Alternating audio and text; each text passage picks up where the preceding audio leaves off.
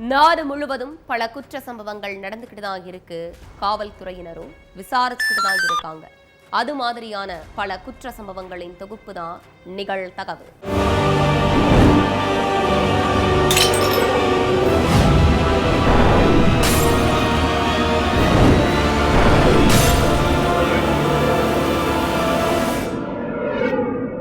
நிகழ்தகவு. டியூஷன் முடிந்து வீட்டிற்கு நடந்து சென்று கொண்டிருந்த 14 வயது சிறுமி இருள் சூழ்ந்த இடத்தில் நடந்து சென்ற போது சிறுமியை கடத்தி கூட்டு பாலியல் வன்கொடுமை செய்த கொடூரர்கள். கத்தி கூச்சலிட்டவாறே அரக்கர்களிடம் இருந்து தப்பி ஓடிய சிறுமி. அரக்க கூட்டத்தை காட்டி கொடுத்த சிமெண்ட் படிந்திருந்த ஒற்றை செருப்பு. பாலியல் அத்துமீறலில் ஈடுபட்டவர்களை போலீசார் மடக்கி பிடித்தது எப்படி? நடந்தது என்ன?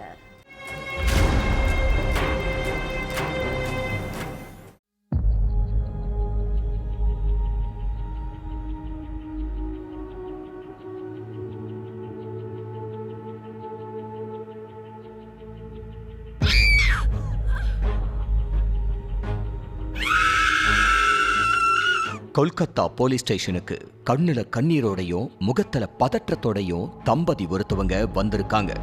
அவங்கள பார்த்த போலீஸ்காரங்க எதுக்கு இவ்வளவு பதட்டமா இருக்கீங்க, என்னாச்சுன்னு கேட்டிருக்காங்க. அப்ப தங்களோட பொண்ணுக்கு நடந்த கொடூரத்தை பத்தி வாய் விட்டு சொல்ல முடியாம வீட்டில இருந்தே கைப்பட எழுதி புகார் கடிதத்தை கொண்டு வந்திருக்காங்க. அதை படிச்சதும் தான் அந்த பெற்றோர் கண்ணுல இருக்கிற வலிக்கும் வேதனைக்கும் பின்னாடி இருக்கிற காரணம் தெரிய வந்திருக்கு.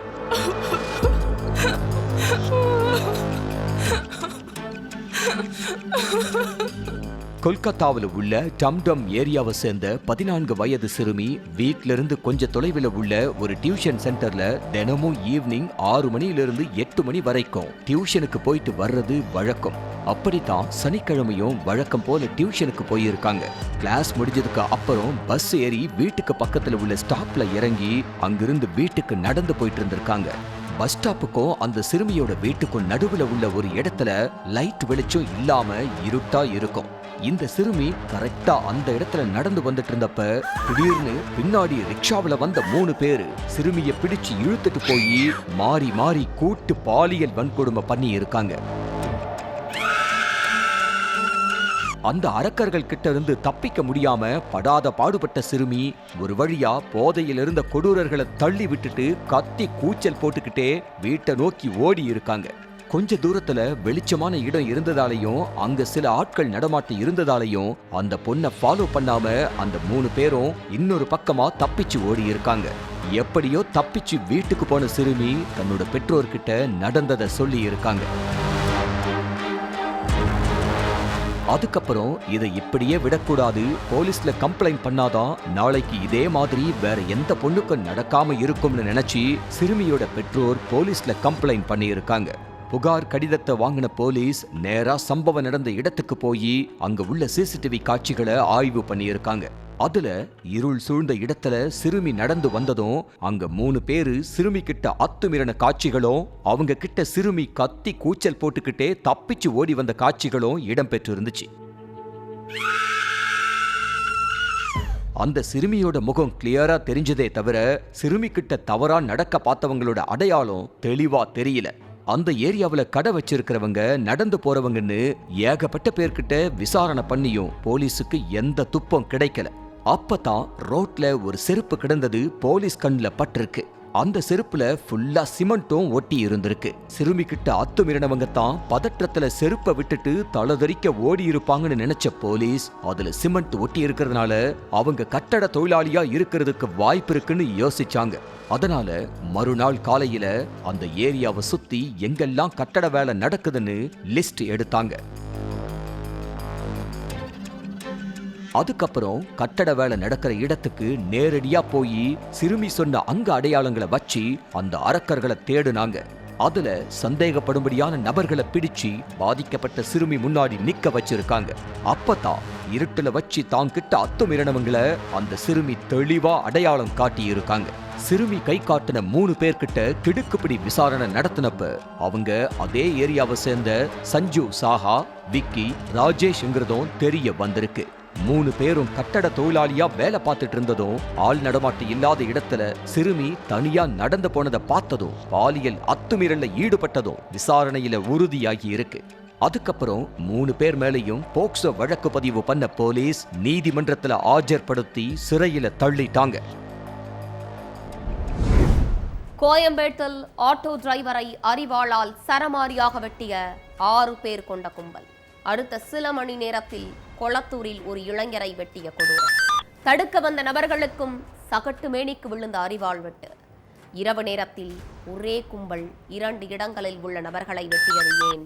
அந்த கும்பலுக்கும் வெட்டுப்பட்டவர்களுக்கும் என்ன சம்பந்தம்? பின்னணி என்ன?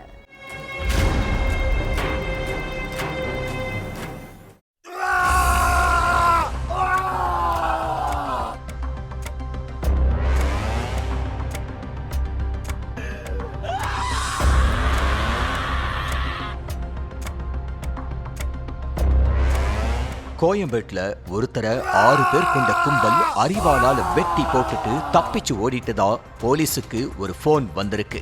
அதே கும்பல் கொளத்தூர்லயும் சில பேரை கண்மூடித்தனமா வெட்டி போட்டிருக்கிறதா அங்க உள்ள போலீஸுக்கும் போன் வந்திருக்கு. இப்படி ஒரே கும்பல் 2 இடங்கள்ல கொடூர கொலை முயற்சியில ஈடுபட்டதுக்கான காரணம் பழைய பகைதான் அப்படிங்கிறது விசாரணையில வெளியில வந்திருக்கு. 49 வயசான கணேசன் ஆட்டோ ஓட்டிக்கிட்டு இருக்காரு. 39 வயசான அமாவாசை என்ற விக்னேஷ் வண்ண மீன்கள் விற்பனை நிலையத்துல வேலை பார்த்துட்டு இருக்காரு. சென்னை கொளத்தூர் ராஜமங்கலம் மகாத்மா காந்தி நகரை சேர்ந்த 2 பேருக்கும் 10 வயசு வித்தியாசம் இருந்தாலும் ஒண்ணுக்குள்ள ஒன்னா நண்பர்கள் மாதிரி தான் பழகிக்கிட்டு இருந்திருக்காங்க.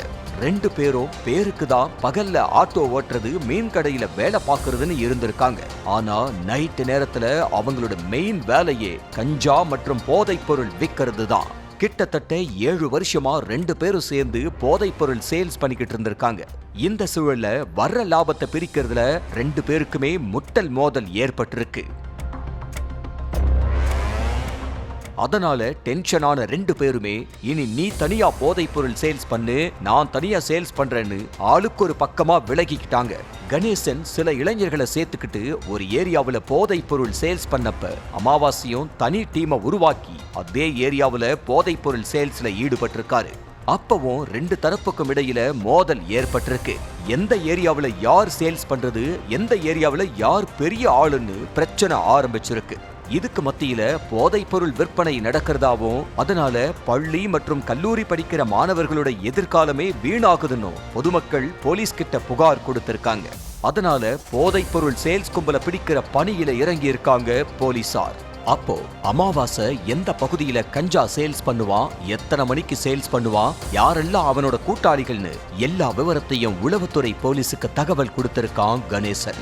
அந்த தகவல் படியே சைலண்டா போன போலீசார் அமாவாசை, அவனோட கூட்டாளிகள் சின்ன கருப்பு, பெரிய கருப்பு, ஜீவான்னு மொத்தம் 6 பேரை அரெஸ்ட் பண்ணி சிறையில அடைச்சிருக்காங்க.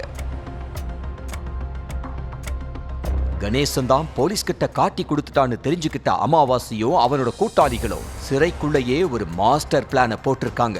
ஜெயிலிருந்து வெளியே வந்ததும் கணேசனையும் அவனோட கூட்டாளிகளோட கதையையும் முடிக்கணும். அப்பதான் பிசினஸ்லயும் எதிரி இருக்க மாட்டான், புதுசா எந்த எதிரியும் உருவாக மாட்டான்னு ஸ்கெட்ச் போட்டிருக்காங்க.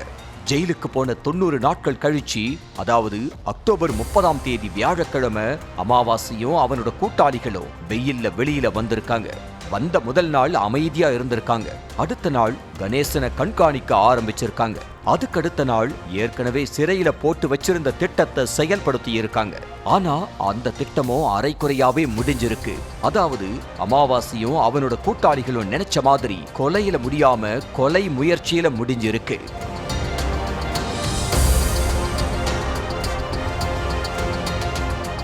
நவம்பர் 1ஆம் தேதி சனிக்கிழமை நைட்டு 9 மணி அளவுல கணேசனோட செல்போனுக்கு ஒரு கால் வந்திருக்கு. அண்ணா, அவசர வேலையா தாம்பரம் வரைக்கும் போகணும், நீங்க உங்க ஆட்டோவை எடுத்துட்டு வர முடியுமா அப்படின்னு ஒரு ஆணோட குரல் கேட்டிருக்கு. அப்போ நான் ஒரு சவாரி ஏத்துறதுக்காக கோயம்பேடு வரைக்கும் வந்திருக்கேன்னு சொல்லியிருக்காரு கணேசன். அவரு எங்க இருக்காருன்னு தெரிஞ்சுக்கிறதுக்காக வேற ஒரு நபரை பேச வச்சிருக்காங்க அமாவாசையும் அவனோட கூட்டாளிகளும். அடுத்து தான் கூட்டாளிகளோட 2 பைக்ல கோயம்பேடு போயிருக்காரு அமாவாசை. கோயம்பேட்டுல உள்ள ஒரு ஹோட்டல் பக்கத்துல நின்னுகிட்டு இருந்திருக்காரு கணேசன். போன வேகத்துல கணேசனை 6 பேர் சேர்ந்துகிட்டு சரமாரியா வெட்டி இருக்காங்க. உசுர காப்பாத்திக்க கணேசன் ஹோட்டலுக்குள்ள ஓடியும் விடாம வெட்டி இருக்காங்க அமாவாசையும் அவனோட கூட்டாளிகளும். அரிவாள் வெட்டுல அதிக ரத்தம் வெளியேறி கணேசன் மயங்கினதும் அவர் உயிரிழந்துட்டு தான் நினைச்சுக்கிட்டு அங்கிருந்து அந்த கும்பல் எஸ்கேப் ஆயிட்டாங்க.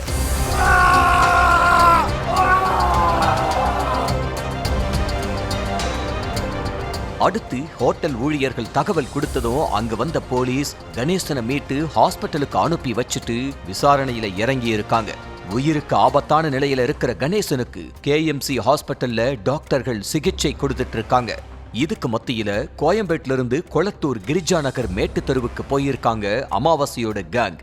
அங்க கணேசனோட கூட்டாளி கார்த்திக்க அவங்க வீட்டுக்கே போய் தேடி இருக்காங்க. ஆனா அங்க கார்த்திக் இல்ல. பக்கத்துல உள்ள விநாயகர் கோயில்ல நின்னு தான் நண்பர்களோட பேசிக்கிட்டு இருந்திருக்காரு கார்த்திக். அத பார்த்த அமாவாசை பைக்கை கொஞ்ச தூரம் தள்ளி நிறுத்திட்டு வந்து கார்த்திக்க அவரோட நண்பர்களையும் அரிவாளால வெட்டி இருக்காங்க. தடுக்க வந்த பொதுமக்கள் சில பேருக்கும் அரிவாள் வெட்டு விழுந்திருக்கு. ஆனா கார்த்திக்கு மட்டும் வெட்டு சகட்டு மேனிக்கு விழுந்திருக்கு. அதுல சுயநினைவை இழந்து கார்த்தி கீழே விழ அவர் உயிரிழந்துட்டதா நினைச்சு அங்கிருந்து தப்பி ஓடி இருக்காங்க அமாவாசையும் அவனோட கூட்டாளிகளும். மாதவரத்துல உள்ள ஒரு பிரைவேட் ஹாஸ்பிட்டல்ல சிகிச்சைக்காக அனுமதிக்கப்பட்டிருக்கிற கார்த்திக்கோட தலையில 25 தையல்களும் நாக்குல 10 தையல்களும் போடப்பட்டிருக்கு. ஒரு பெண் உட்பட 10க்கும் மேற்பட்டோரை அரிவாளால வெட்டிட்டு எஸ்கேப் ஆன அமாவாசையையும் அவனோட கேங்கையும் போலீஸ் ஸ்பெஷல் டீம் தீவிரமா தேடிக்கிட்டு இருக்காங்க. சாலையில் நின்று வாக்குவாதத்தில் ஈடுபட்ட இருவர் திடீரென முதியவரின் முகத்தை கத்தியால் குத்தியும் கட்டையால் அடித்தும் துடிதுடிக்க கொன்ற கொடூரம். பிடிக்க முயன்ற பொதுமக்களை கத்தியை காட்டி மிரட்டிவிட்டு தப்பிச் சென்ற கொலையாளி சிக்கினானா? அதிர வைத்த பகீர் சம்பவத்தின் பின்னணி என்ன?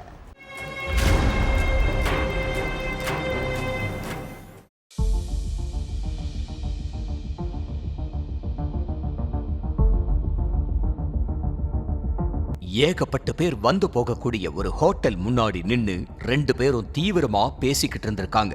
அதுல ஒரு நபர் திடீர்னு கூட நின்னுகிட்டு இருந்த இன்னொரு நபரோட வயிற்றுலயும் நெஞ்சிலையும் கத்தியால சரமாரியா குத்தி கிழிச்சிருக்காரு. ரோட்டுல போய்கிட்டு இருந்தவங்களும் ஹோட்டலுக்கு சாப்பிட வந்தவங்களும் இந்த கோர காட்சிய பார்த்து அரண்டு போயிட்டாங்க. அந்த நபரோட கையில ரத்த கரை படிஞ்ச கத்தி இருந்ததுனால அங்க இருந்த யாருமே இந்த கொடூர தாக்குதலை தடுக்க முன் வரல. கத்தி குத்துனால பலத்த காயமடைஞ்ச நபர் சம்பவ இடத்திலேயே சுருண்டு விழுந்து கொஞ்ச நேரத்திலேயே துடிதுடிச்சு உயிரிழந்துட்டாரு. தன்னை பிடிக்க வந்தவங்களை கத்திய காட்டி மிரட்டியே அந்த கொலைகாரன் நபரும் அங்கிருந்து தப்பிச்சு போயிட்டான். தகவல் தெரிஞ்சு சம்பவ இடத்துக்கு வந்த போலீஸ் ஹோட்டல் முன்னாடி பொருத்தப்பட்டிருந்த சிசிடிவி காட்சிகளை ஆய்வு பண்ணாங்க. அந்த சிசிடிவி கேமராவுல உயிரிழந்த நபரை கொடூரமா குத்தி கொன்ன சம்பவத்தோட காட்சிகள் தெள்ள தெளிவா பதிவாகி இருந்துச்சு. அந்த காட்சிகளை கொல்லப்பட்ட நபரோட சொந்தக்காரங்க கிட்ட போலீஸ் போட்டு காட்டி இருக்காங்க. அப்பதான் கொல்லப்பட்ட நபர் யாரு, கத்தியால குத்தி கொன்னவன் யாருங்கிற எல்லா விவரமும் போலீஸுக்கு தெரிய ஆரம்பிச்சிருக்கு. கன்னியாகுமரி மாவட்டம் இரணியல் பக்கத்துல உள்ள பேயன்குழி பகுதியைச் சேர்ந்த ராஜன் மேல 3 கொலை, அடிதடி, வழிப்பறின்னு ஏகப்பட்ட கேஸ் நிலுவையில இருக்கு. கடந்த 2023 குளச்சல் பகுதியைச் சேர்ந்த அருள்பாயிங்கிறவரை குத்தி கொலை பண்ண வழக்குல சிக்கி ஜெயிலுக்கு போன ராஜன் கடந்த சில மாசங்களுக்கு முன்னாடிதான் ஜாமீன்ல வெளியில வந்திருக்காரு. 55 வயதான ராஜனுக்கு இன்னும் கல்யாணம் ஆகல. எப்ப பார்த்தாலும் போதையிலேயே சுத்திக்கிட்டு இருந்த ராஜன் ஊர்ல இருக்கிறவங்க கூட மட்டும் வம்பு இழுக்கல. வீட்டுல உள்ள வயசான அம்மா அப்பாவையும் அடிக்கிறது, உதைக்கிறதுன்னு டார்ச்சர் பண்ணிக்கிட்டே இருந்திருக்காரு. ராஜனோட குடிப்பழக்கமும் அதனால வர்ற பிரச்சனைகளையும் தாங்க முடியாம ராஜனை வீட்டை விட்டு விரட்டி விட்டுட்டாங்க. அதுக்கப்புறம் எந்த ஆதரவும் இல்லாம வீட்டுக்கு பின்னால இருக்கிற அம்மன் கோயில் கலையரங்கத்துல தங்கி இருந்திருக்காரு. வயசான காலத்துல வீடு இல்லாம கலையரங்கத்துல உள்ள ராஜனுக்கு அவரோட பெரியப்பா மகன் கோபாலகிருஷ்ணன் தான் சாப்பாடு கொடுத்து அண்ணனை கவனிச்சுக்கிட்டு இருந்திருக்காரு. வீட்டை விட்டு விரட்டியும் ராஜன் அடங்கி இருக்காம ரோட்ல போற வர்ற பெண்களை வம்பு இழுக்கிறது, பாலியல் அத்துமீறல்ல ஈடுபடுறதுன்னு இருந்திருக்காரு. இதனால அங்க உள்ள மக்கள் ராஜன் இருக்கிற இடத்தை தாண்டி போறதுக்கே பயந்திருக்காங்க. இந்த சூழல்ல சனிக்கிழமை நைட்டு அண்ணன் கோபாலகிருஷ்ணன் வீட்டுக்கு போயிருக்காரு ராஜன். வீட்டுல கோபாலகிருஷ்ணன் இல்ல. அவங்களோட மனைவி மட்டும்தான் தனியா இருந்தாங்க. அந்த நேரத்துல ஃபுல் மது போதையில நிதானமே இல்லாம இருந்த ராஜன் வீட்டுல தனியா இருந்த கோபாலகிருஷ்ணனோட மனைவி கிட்ட பாலியல் அத்துமீறல்ல ஈடுபட்டிருக்காரு. அண்ணின்னு கூட பார்க்காம தன்னோட வக்கிர புத்திய காட்டி இருக்கான். இந்த சமயத்துல தன்னோட கற்பை காப்பாத்திக்கிறதுக்காக அந்த பெண் கத்தி கூச்சல் போடவே ராஜன் அங்கிருந்து எஸ்கேப் ஆயிருக்கான். அதுக்கப்புறம் வேலையை முடிச்சிட்டு வீட்டுக்கு வந்த கணவன் கோபாலகிருஷ்ணன் கிட்ட அவங்க மனைவி நடந்த எல்லாத்தையும் ஒண்ணு விடாம சொல்லி இருக்காங்க. மனைவி அழுதுகிட்டே சொன்ன விஷயத்தை கேட்டதும் கோபத்தோட உச்சிக்கு போன கோபாலகிருஷ்ணன் ராஜனை தேடி போயிருக்காரு. அப்போ மது போதையில ஹோட்டலுக்கு முன்னாடி இருந்த ராஜனை கத்தியால குத்துனது மட்டுமில்லாம முக சிதையிற அளவுக்கு கட்டையால சரமாரியா அடிச்சு கொலை பண்ண கோபாலகிருஷ்ணன் அங்கிருந்து எஸ்கேப் ஆயிருக்காரு. சிசிடிவி காட்சியை வச்சு தலைமறைவா இருந்த கோபாலகிருஷ்ணனை அரெஸ்ட் பண்ணி சிறையில அடைச்சிட்டாங்க. மாந்தோப்பில் இருந்து கேட்ட இளைஞரின் அலறல் சத்தம். கத்தியால் குத்திவிட்டு தனது கூட்டாளிகளுடன் தோப்பில் இருந்து ஓடிய கும்பல். குத்துப்பட்டு கிடந்த இளைஞரிடம் மேற்கொண்ட விசாரணையில் வெளியான பல உண்மைகள். கணவனை இழந்த பெண்ணால் பிரச்சனை வெடித்தது அம்பலம். கணவனை இழந்த பெண்ணுக்கும் குத்துப்பட்ட இளைஞருக்கும் இடையே என்ன பிரச்சனை? பாமக பிரமுகர் சம்பந்தப்பட்டது ஏன்? நடந்தது என்ன?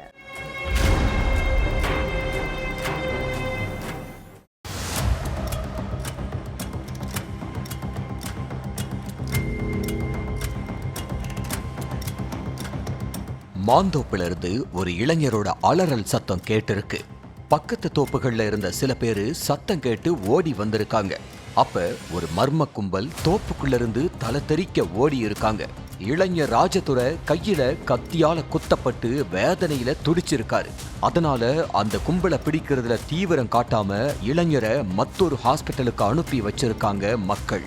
அங்க டாக்டர்கள் சிகிச்சை அளிக்காததால கிருஷ்ணகிரி கவர்மெண்ட் ஹாஸ்பிட்டலுக்கு அனுப்பி வைக்கப்பட்டு சிகிச்சை அளிக்கப்பட்டு வருது. தோப்புக்குள்ள வச்சு கத்தியால குத்துன கும்பல் யாரு, எதுக்காக அவங்க கத்தியால குத்துனாங்கன்னு இளைஞர் ராஜதுரை கிட்டையே விசாரிச்சிருக்காங்க மத்தூர் போலீசார். அப்பதான் பல உண்மைகள் வெளியில வந்துச்சு. போயர் கொட்டாய் கிராமத்தை சேர்ந்தவர் தான் ராஜதுரை. டிப்பர் லாரி டிரைவரான இவரு ஒரு கல்குவாரியில வேலை பார்த்துட்டு இருக்காரு. அந்த கல்குவாரிக்கு மூக்கா கவுண்டனூர் கிராமத்தை சேர்ந்த ஒரு பெண் கூலி வேலைக்கு வந்திருக்காங்க. அந்த பொண்ணோட கணவர் உடல்நிலை சரியில்லாம உயிரிழந்ததுனால கூலி வேலை செஞ்சு தான் தன்னோட 3 மகன்களையும் வளர்த்திருக்காங்க. இதுக்கு மத்தியில அந்த பொண்ணுகிட்ட ராஜதுரை அக்கறையா பேசி நட்பா பழகி இருக்காரு. அந்த நட்பு நாளடைவுல தகாத உறவுக்கு தூபம் போட்டிருக்கு. 2 பேரும் அடிக்கடி தனிமையில இருக்கிறது, வெளியில சுத்துறதுன்னு இருந்திருக்காங்க. அதனால 2 பேருக்கு இடையில இன்னும் நெருக்கம் அதிகமாகி இருக்கு. சம்பாதிக்கிற பணத்துல சேமிச்சு 1 லட்சம் ரூபாய அந்த பொண்ணுக்கு கொடுத்திருக்காரு ராஜதுரை. பணத்தை வாங்கின சில நாட்கள்லயே ராஜதுரை கிட்ட பேசுறதையே நிறுத்திட்டாங்க அந்த பொண்ணு. ஏன் பேச மாட்டேங்கிற, என்னாச்சுன்னு அந்த பொண்ணு கிட்ட ராஜதுரை கேட்டப்ப, என் மகன்கள் வளர்ந்துட்டாங்க, இனிமேல தகாத வேலையெல்லாம் செஞ்சா அவங்களுக்கு தான் அவமானம், அதனால ரிலேஷன்ஷிப் வேண்டாம்னு சொல்லி இருக்காங்க. நீ பேசலன்னா என்னால வாழ முடியாது, தயவு செஞ்சு பேசுன்னு கெஞ்சி பார்த்திருக்காரு ராஜதுரை. ஆனாலும் தான் எடுத்த முடிவுல உறுதியா இருந்த அந்த பொண்ணு பின்வாங்கவே இல்லை. அதனால கடுப்பான ராஜதுரை, நானே வேண்டாம், நான் கொடுத்த பணம் மட்டும் வேணுமா, திருப்பி கொடுத்துரு அப்படின்னு கேட்டிருக்காரு. அதனால கடந்த வருஷம் பொங்கல் சமயத்துல தன்னோட உறவினர்களை சாட்சிக்கு வச்சு ராஜதுரை கிட்ட ரூபாய் 50,000 கொடுத்த அந்த பொண்ணு மீதி பணத்தை சீக்கிரமே தர்றதாவும் சொல்லி இருக்காங்க. ஆனா மீதி பணத்தை கொடுக்காத அந்த பொண்ணு சென்னைக்கு வேலைக்கு போயிட்டாங்க. அதுக்கப்புறம் அந்த பொண்ணுக்கு தினமும் போன் பண்ணி இருக்காரு ராஜதுரை. அந்த போனுக்கு ரெஸ்பான்ஸ் பண்ணாத அந்த பொண்ணு ஒரு கட்டத்துல செல்போனை ஸ்விட்ச் ஆஃப் பண்ணிட்டாங்க. அதனால கோபமான ராஜதுரை எப்படி பேசுறது, பணத்தை எப்படி கேட்கறதுன்னு தெரியாம யோசிச்சதோடு சென்னைக்கு வந்து பல இடங்கள்லயும் தேட ஆரம்பிச்சிருக்காரு. ஆனா அந்த தேடல் தோல்வியில தான் முடிஞ்சது. இதுக்கு மத்தியில தன்னோட கிராமத்துக்கு வந்திருக்காங்க அந்த பொண்ணு. அதை தெரிஞ்சுக்கிட்ட ராஜதுரை அந்த பொண்ணோட வீட்டுக்கு நேர்ல வந்து சண்டை போட்டதோட, நீ உன்னோட பசங்களுக்காக என்கிட்ட பேசாம இல்ல, வேற யார் கூடயோ தகாத உறவுல இருக்கிறதா சொல்லி செல்போனை பறிச்சு கால் ஹிஸ்டரிய செக் பண்ணி இருக்காரு. அதை பார்த்த அந்த பொண்ணோட மூத்த மகன் தன்னோட அம்மா கிட்ட விசாரிச்சிருக்காங்க. நடந்த விவரத்தை தான் மகன் கிட்ட சொல்லி இருக்காங்க அந்த பொண்ணு. அடுத்து தன்னோட கிராமத்துல உள்ள பாமக பிரமுகரும் சரித்திர பதிவேடு குற்றவாளியுமான பாவேந்தனை போய் நேர்ல பார்த்த அந்த பொண்ணோட மூத்த மகன் ராஜதுரைய மிரட்டி வைங்க, அப்படி மிரட்டியும் பணியிலன்னா லேசா 4 தட்டு தட்டி வைங்க, இனி எங்க அம்மாவோட பாதையில அவன் வரக்கூடாதுன்னு சொல்லி இருக்காரு. ஏற்கனவே ரவுடியா இருக்கிற பாவேந்தனுக்கு இந்த மாதிரி கட்ட பஞ்சாயத்து மிரட்டல் எல்லாமே புதுசு இல்ல. அதனால ராஜதுரைக்கு போன் பண்ணி கொஞ்சம் பேசணும், உங்களுக்கு சேர வேண்டிய மீதி பணத்தையும் கொடுக்கணும்னு சொல்லி ஒரு மாந்தோப்புக்கு வர சொல்லி இருக்காரு. அந்த பொண்ணு நமக்கு தர வேண்டிய பணத்தை கொடுக்கறதுக்காகத்தான் உறவினர்களை வச்சு பேச சொல்லியிருக்காங்கன்னு நினைச்ச ராஜதுரையும் மாந்தோப்புக்கு வந்திருக்காரு. என்ன தைரியம் இருந்தா அந்த பொண்ணு வீட்டுக்கே போய் மிரட்டுவ, இனி மிரட்டுற வேலை வச்சுக்கிட்ட ஆளை காலி பண்ணிருவோம்னு பாவேந்தன் தான் கூட சில இளைஞர்களை சப்போர்ட்டுக்கு வச்சுக்கிட்டு ராஜதுரைய மிரட்டி இருக்காரு. அதுக்கு எனக்கு தர வேண்டிய பணத்தை கொடுத்துட்டா நான் ஒதுங்கிக்கிறேன்னு சொன்னதும் கடுப்பான பாவேந்தன் ராஜதுரைய கத்தியால குத்தி இருக்காரு. அப்போ ராஜதுரை தடுத்ததால கத்தி குத்து வயித்துல விழாம கையில விழுந்திருக்கு. சட்ட பனியன் எல்லாமே ரத்தத்தால நனைஞ்சி வலியால கத்தி இருக்காரு ராஜதுரை. அப்பதான் பக்கத்து தோப்புல நின்னுக்கிட்டு இருந்த சில பேர் ஓடி வந்து ராஜதுரைய ஹாஸ்பிட்டலுக்கு அழைச்சிட்டு போயிருக்காங்க. அதுக்கப்புறம் தேடுதல் வேட்டையில ஈடுபட்ட போலீசார் ராஜதுரை கிட்ட பணம் வாங்கின பொண்ணு, பாவேந்தன், அர்ஜுன், கேசவன், தினேஷ் ஆகிய 5 பேரை பக்கத்து கிராமத்துல கைது பண்ணிட்டாங்க. மேலும் தலைமறைவா உள்ள சிலரை தேடும் பணியில இறங்கி இருக்காங்க போலீசார். மாவட்ட ஆட்சியர் அலுவலகத்தில் வேலை வாங்கி தருவதாக கூறி இளம் பெண்ணிடம் அடிக்கடி பேசிய இளைஞர் தந்தைக்கு தெரிந்த நபர்தானே என நம்பி இளம் பெண்ணும் பேச்சு. ஒரு கட்டத்தில் ஆபாச மெசேஜ்கள் அனுப்புவது, உன் கணவரை விட்டுவிட்டு வந்துவிடு, நாம் சேர்ந்து வாழலாம் என எல்லை மீறிய இளைஞர். ஏற்கனவே திருமணமான பெண் என தெரிந்தும் திருமணம் செய்து கொள்ளலாம் என அத்துமீறிய இளைஞர் பிடிபட்டாரா? அந்த இளைஞர் மீது போலீசார் எடுத்த நடவடிக்கை என்ன?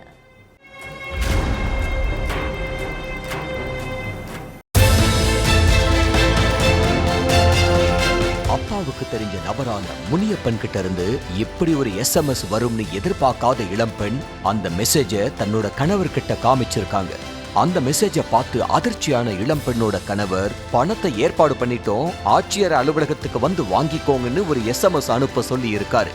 கணவர் சொன்னபடியே முனியப்பனுக்கு இளம்பெண் SMS அனுப்பி இருக்காங்க. அந்த SMS பார்த்ததும் ஆட்சியர் அலுவலகத்துக்கு வந்திருக்காரு முனியப்பன். ஆனா அங்க நடக்க போற விஷயத்த முனியப்பன் கொஞ்சம் கூட எதிர்பார்த்திருக்க மாட்டாரு. இளம்பெண், அவரோட கணவர், உறவினர்கள் எல்லாரும் சேர்ந்து முனியப்பனை புரட்டி எடுத்திருக்காங்க. அப்ப அங்க பாதுகாப்புக்கு நின்னுக்கிட்டு இருந்த காவலர்கள் இளம்பெண் கிட்ட நடத்தின விசாரணையில தான் முனியப்பனை ஏன் அவங்க அடிச்சாங்க, இளம்பெண்ணுக்கு முனியப்பன் அப்படி என்ன SMS அனுப்புனார்னு எல்லா கேள்விகளுக்குமே விடை கிடைச்சது.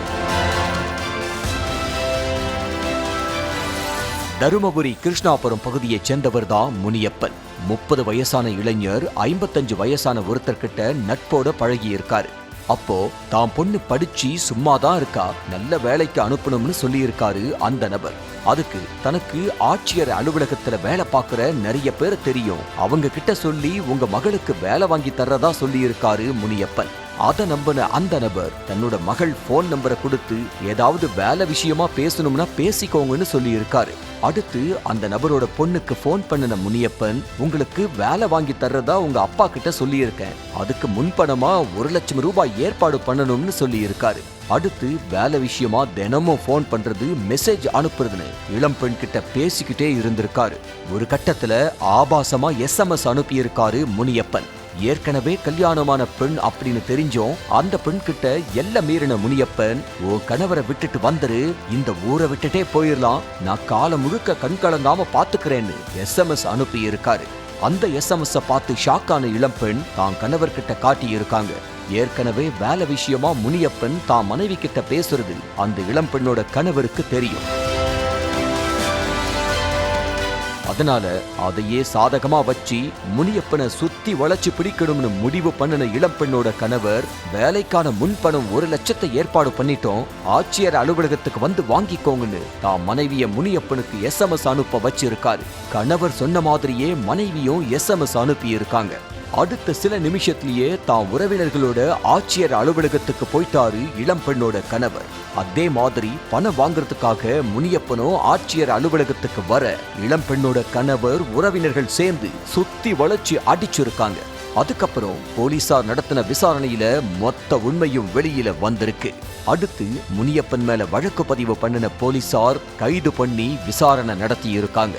அதுல முனியப்பன் ஒரு இளம் பெண்ணை மட்டும் ஏமாத்தல, மாவட்ட ஆட்சியர் அலுவலகத்துல வேலை வாங்கி தர்றதா சொல்லி பல இளம் பெண்களை ஏமாத்தினதோட பாலியல் அத்துமீறல்ல ஈடுபட்டிருக்கிறதும் தெரிய வந்துச்சு.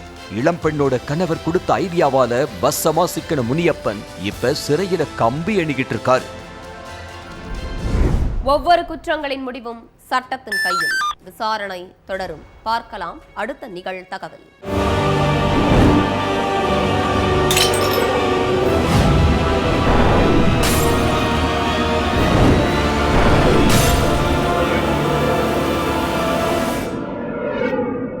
நிகழ்தகவு